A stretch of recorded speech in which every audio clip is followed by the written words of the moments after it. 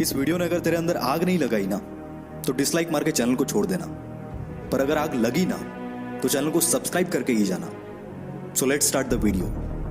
एक बंदे को उसकी कंपनी बेचने के बाद 1000 करोड़ मिला था। उसने वो सारा पैसा अलग अलग बिजनेस में लगा दिया और खुद रेंट से रहने लगा। कोई पागल ही कर सकता है ना ऐसा, क्योंकि कोई नॉर्मल इंसान होता तो गाड़ी बंगला खरीदने में ही बहुत सारा पैसा खर्च कर देता। यह पागल इंसान और कोई नहीं, इलॉन मस्क है, जो कि आज वर्ल्ड की कई लीडिंग कंपनीज का मालिक है और आज इसकी नेटवर्थ है 1,40,000 करोड़। और यह सब उसके पागलपन, उसकी जिद का ही नतीजा है।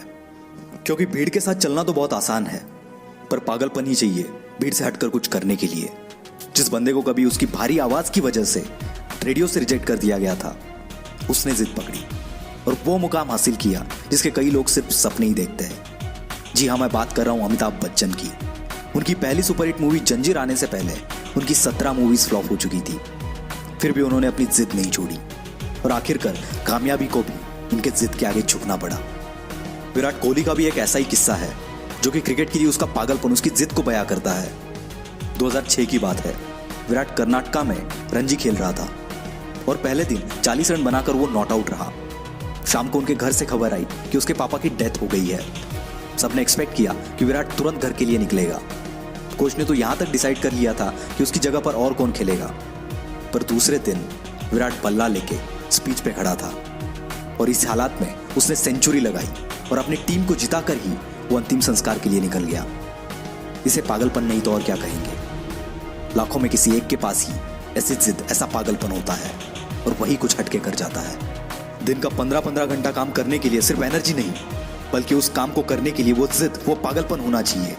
क्योंकि ऐसे जिद्दी, ऐसे पागल लोग परसेंटेज में नहीं, नंबर्स में होते हैं। ऐसी एक जिद और पागलपन से भरी हुई कहानी है दशरथ मांझी की, जो कि अपनी पत्नी को टाइम पर हॉस्पिटल ना पहुंचा पाए, क्योंकि इनके गांव से हॉस्पिटल के पीछे एक बहुत बड़ा पहाड़ था और उसी वजह से उनकी पत्नी का देहांत हो गया। बंदे को गुस्सा आ गया और इसी गुस्से को उसने अपनी जिद में बदल दिया और इस बंदे ने केवल छेनी हथौड़े से 22 साल में 55 किलोमीटर का पहाड़ तोड़ दिया। यह पागलपन नहीं तो क्या है। ऐसी जिद तब पैदा होती है जब दिल टूटता है। कुछ लोग तो इसमें बिखर जाते हैं, पर जो इस दर्द को, इस गुस्से को जिद में बदल देता है, उस बंदे को रोकना नामुमकिन है। वो पागलपन ही है जब लोग ट्रिप्स प्लान कर रहे होते हैं और कोई बंदा अपना एम्पायर खड़ा करने के लिए प्लान्स बना रहा होता है। जब सब नौकरी ढूंढने के चक्कर में होते हैं, तब कोई पागल नौकरी देने की सोचता है और ऐसे ही पागल आगे जाके बिल गेट्स, स्टीव जॉब्स बनते हैं। ये पागल सक्सेस के लिए हमेशा भूखे होते हैं, ये कभी सेटिस्फाई नहीं होते। यही पागलपन, यही जिद, ये ना तो इन्हें सोने देती है और ना ही रुकने देती है। एक जिद्दी इंसान कभी भी शांत नहीं बैठेगा, 1000 बार फेल होगा वो, पर उसकी जिद, उसका पागलपन उसे और एक बार ट्राई करने पर मजबूर करेगा। और ये तब तक मजबूर करेगा जब तक सफलता इसके सामने घुटने ना टेक दे।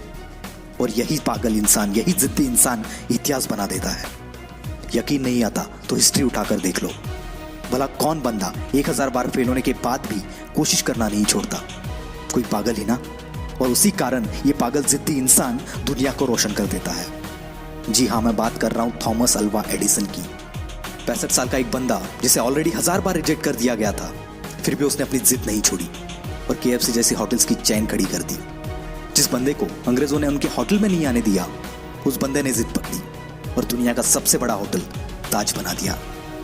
दोस्तों, ये एक जिद ही है जो एक नॉर्मल इंसान को एबनॉर्मल बनाती है और फिर ये एबनॉर्मल लोग ऐसा कुछ कर जाते हैं जिसके बारे में नॉर्मल लोग सोचने से भी डरते हैं। इसलिए आपको जो भी अच्छा लगता है, जो भी आप करना चाहते हो, पागल बन जाओ उसके लिए और जान लगा दो उसे हासिल करने के लिए। क्योंकि जब तक ये जिद, ये पागलपन आपके अंदर नहीं आएगा, तब तक आप नॉर्मल ही रहोगे।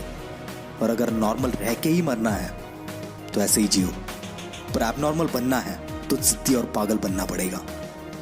वीडियो अच्छा लगा तो ही लाइक करना, शेयर करना और हमसे जुड़ने के लिए नीचे वाले लाल बटन को दबाकर चैनल को सब्सक्राइब जरूर करना। This is will power star signing off for the day.